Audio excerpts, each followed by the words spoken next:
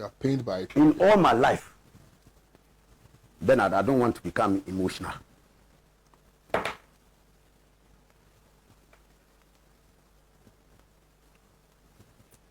Kwame, in all my life, even under the guise of the MPP, I've seen before the God that I worship. I know. I have seen money. I have been promised money, Kwame. And the Almighty Allah is my judge. I have never ever, Kwame, taken a dime from them to do the bidding of anybody. I know. So if anybody makes that allegation, Kwame, is a pain in my heart. Especially for where I have reached. It's very painful. So Kwame, let me say without any iota of hesitation. And when I began my presentation, I made it clear that this is not an issue for which anybody will defend. And so if I'm accused that, oh, I came to defend the indefensible, Kwame, what does that mean? It means I'm not even mindful of what has happened.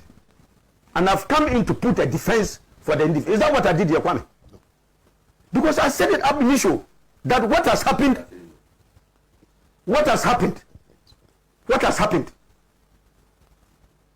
is a collective guilt of all of us.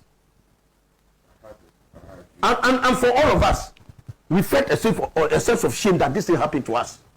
Having come from a background where we did this into the pleasure of all the rank and file. So there's nothing we can do but to apologize to them and plead with them for forgiveness. Is that not what I said, Kwame? That the only thing we can do at the moment is to apologize to the rank and file of our people and ask for forgiveness. So, Kwame, if we will not forgive one another and NDC and go for, so we are going to throw the party away.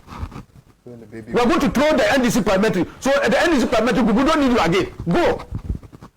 And for 4 years, what is the vanguard for the defense of the NDC? Is that what we want? And that's why I said that even angry as we are, we have a right to be angry about what has happened. Let us express our anger. No two ways about it. We have a right to be angry. But in our anger, we should be measured. That if you go overboard with your anger, even the weapon that you have for fighting your opponent, you destroy that weapon and you give the MPP a field day. Is that what we want? So yes, the things that are happening that are untoward, that are bad, let us speak against them. More importantly, let us act against them as a party. Let us institute a probe. Let us find out what happened. How come that this went on? If it's possible, even from our parliamentary ranks, we can find a way of finding out who did what. Why not? So that we all, it's a process of repair. Any human being, tell me any human being on the surface of this earth who is infallible. Are you infallible? Benamona, are you infallible? You do things, you apologize to people. And when you do those things and you apologize to those people, you tell them that they should not accept your apology. Why in this particular instance? Because it is not any stiff-necked person who is coming and saying that, oh, I'm going to defend what I did. Not a single person can defend what has happened. And that's why I say indefensible as it is. The only sensible thing we can do now is to assuage the head feelings of our people. Is to plead with them for forgiveness. And take steps. Give them the assurance that what has happened will never happen again. And we take steps to make sure that it never happens again. Because you still need the NDC, you still need the parliamentary group to fight the cause of the NDC for the 4 years. Otherwise, we are handing this country free of charge to the Hyenas. And there will be nothing left in this country. What will be the basis for opposing them again? So, Kwame, that is exactly why I'm saying that it is important that we look at the way forward. Angry as we are, legitimate right to be angry about what has happened. But we have a lot of work ahead of us.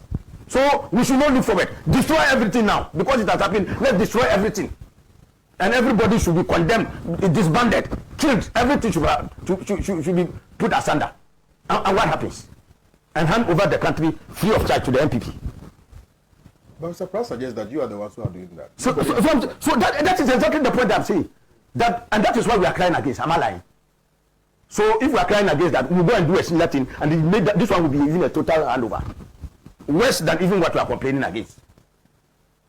Because some few people, 18 people, 3 people, 5 people here, they have done something that all of us are complaining. Even when I said the majority did not even support that move. So now we are just going to get to sort the whole majority. All the 137, condemn all of them, finish all of them. And none of them has a role to play again in the defense of the NDC again. Is that what we want? Is that what is good for the NDC and this country? So, Kwame, let's separate the matters. The act itself is indefensible. And I've said it here without any, and I've said it, I'll be one of those people who will come out openly and say that. It's indefensible. Let's assuage the anger of our people and tell them it was bad, it should never happen again. Beyond that, what do we do going forward? You can't always ensconce yourself in the past. The past should be a correcting measure for you to look at the future, so that you know exactly what you can do. But if we finish that one, and on the basis of that, like I said, Kwame, there are very decent members of the NDC minority who can never be bribed. I can tell you. Why? In every society, you may have some a few people and others, and as a result of that, it tarnishes the decision of the entire group. Yeah, you can say that.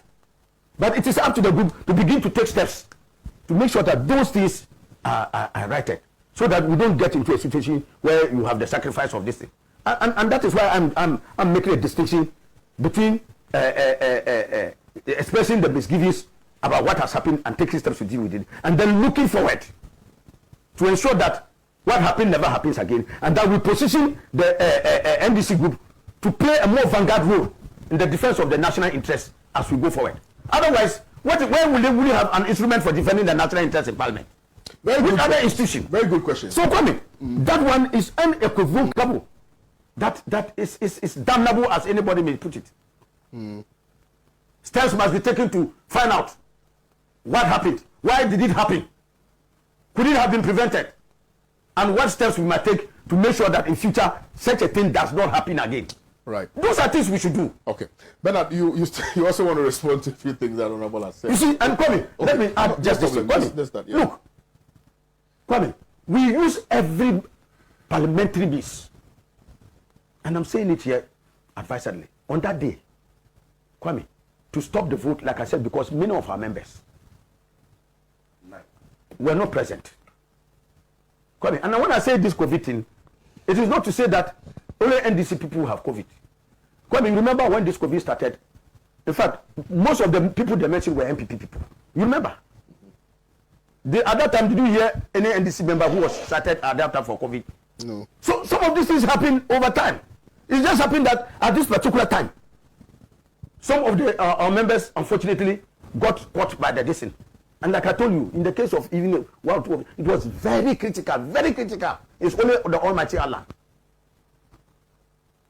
And as I speak to you, one or two are actually fighting for their life. Very difficult situation. Kwame.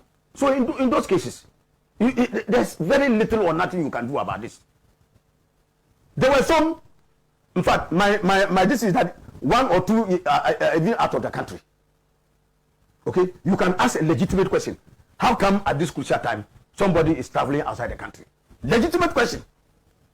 I would not fault anybody for asking that question. Because as members of parliament, Kwame, you don't need, if you are a conscious member of parliament, Kwame, you don't need anybody to tell you to be abreast with the parliamentary calendar. Because we went on break. We came back on Tuesday. You should have known that as a member of parliament, back from this break, there will be crucial business on the floor of the house. So even here, you don't even need the whip to tell you. As a member of parliament, you should know that there's crucial business in the house, and you should be in the house. So if you don't know that, you are derelict in your duty. Okay.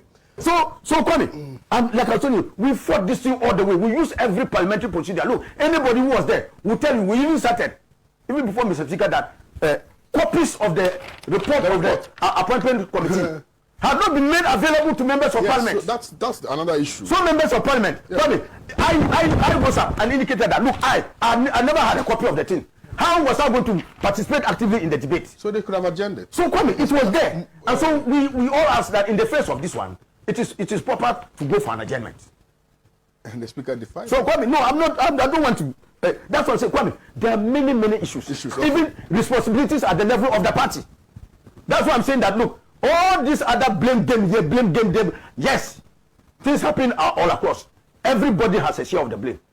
Let us, in apportioning those blames, make sure that the best thing to do is to find ways to ensure that this thing never happens again. And come back from the brink and work as a party to confront the greater task ahead of us. Bernard. Otherwise, we condemn ourselves and condemn everything and then leave the decision. You are MPP will be having a field day. So, Honorable, the message that I'm seeing here, I just want you to know, but you need to address it too. People are saying that, they mention names. Haruna, Muntaka, the speaker, they are anti-Mahama. That is why they did what they did. That's what people are saying. I don't know what your reaction would be. First and foremost, let me say again. Before the Almighty God, to whom we shall all answer, I want to beg of all NDC rank and file across the length and breadth of the country, all progressive elements, all those who invested their time, energy, their resources, even their lives, and even those who got killed in the process of this struggle, who sacrificed their most precious resource, that is their lives. I beg them, as human beings in our parliamentary caucus, we are falling short of their expectations. It's because we are not infallible as human beings. We have made a grievous error. The only thing we can ask them is to ask for forgiveness.